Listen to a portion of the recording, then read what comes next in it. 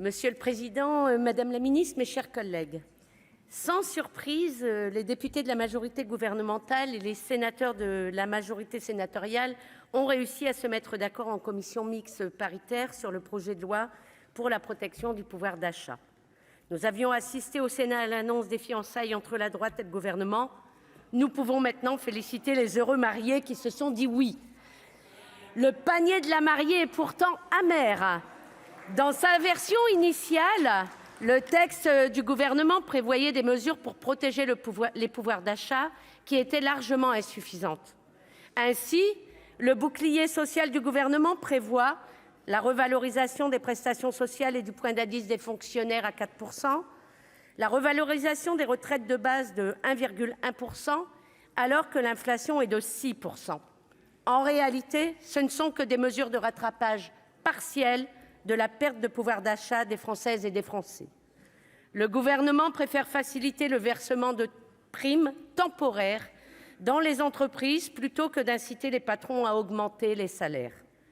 Avec ces primes, le gouvernement donne aux salariés d'une main ce qu'il leur prend de l'autre sur le montant des pensions de retraite.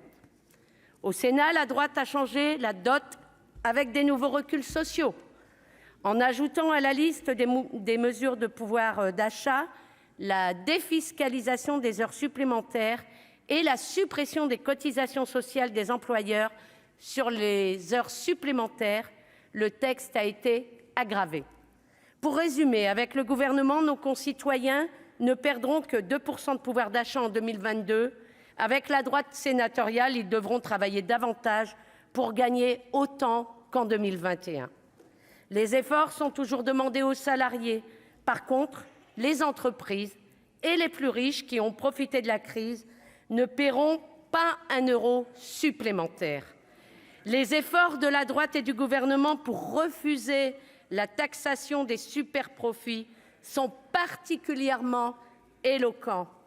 La droite et le gouvernement refusent de mettre à contribution les plus riches et privent la sécurité sociale et l'État de millions d'euros de recettes. Ces pertes de recettes auront des conséquences dans nos territoires. Alors que nous subissons déjà des fermetures de trésoreries, des impôts, des accueils de CAF, des commissariats de police et des brigades de gendarmerie nationale, vous allez encore aggraver cette situation. Le désengagement de l'État sur les collectivités territoriales, ça suffit. À un moment donné, il faut dire stop aux politiques d'austérité et aux logiques libérales mortifères. Pour notre part, nous pensons qu'une autre politique est possible. Face à l'inflation et aux spéculations des marchés, nous proposons de bloquer temporairement les prix et, pour ne pas pénaliser nos agriculteurs, d'appliquer un coefficient multiplicateur sur l'ensemble des produits alimentaires pour tenir compte du prix de vente des produits agricoles. Comme nous l'avons défendu durant les débats, nous proposons la revalorisation du SMIC à 1 500 €, la revalorisation de 10 % du point d'indice des fonctionnaires et la convocation d'une conférence générale sur les salaires par entreprise et par branche collective pour augmenter les salaires et donner du pouvoir d'achat immédiatement aux travailleurs. Ah, j'ai bien compris que ça ne vous faisait pas plaisir. Pour les retraités, nous proposons d'indexer les pensions sur l'évolution du salaire moyen, de supprimer la hausse de la CSG de 2018 et de revaloriser le montant de l'allocation de solidarité aux personnes âgées à 1 041 €.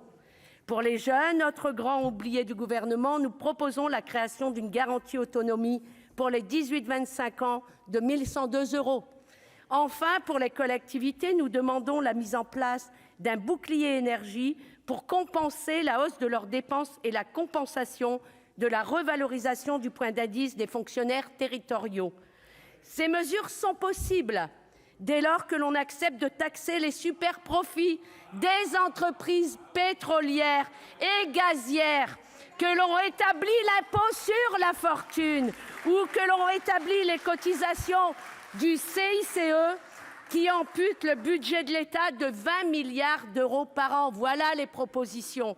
En conclusion, le gouvernement et la droite ont profité d'un texte sur le pouvoir d'achat pour remettre en cause les droits sociaux et refuser de mettre à contribution les plus riches, en tapant toujours, évidemment, sur nos concitoyens les plus fragilisés. Pour toutes ces raisons, le groupe communiste républicain citoyen et écologiste votera contre ce texte.